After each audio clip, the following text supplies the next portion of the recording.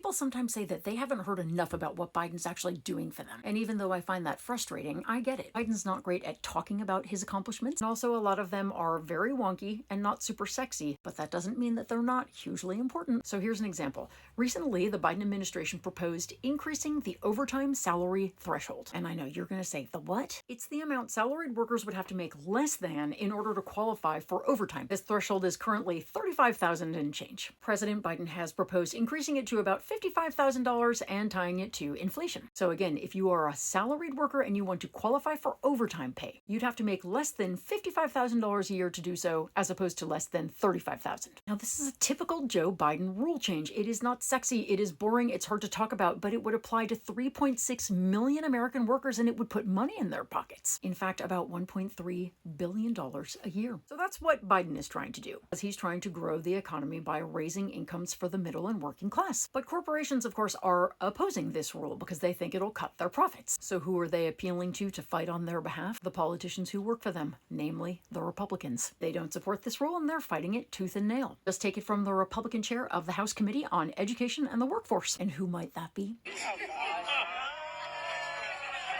Yep, it's North Carolina Congresswoman Virginia Foxx. She is just certain that raising wages is not going to help the problem, because the problem isn't low wages. There's just a lot of people in this country who don't want to work, period, and want somebody else to take care of them.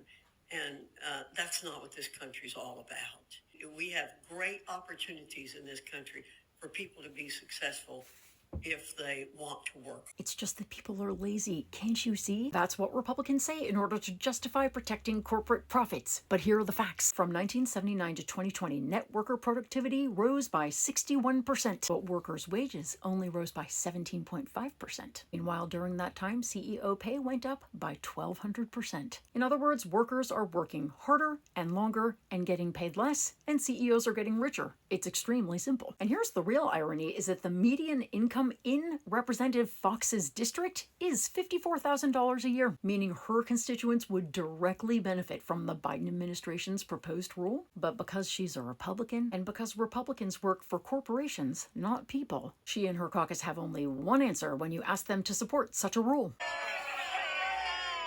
In the face of that, Joe Biden's boring effectiveness starts to look pretty good, doesn't it? Because louder isn't always better.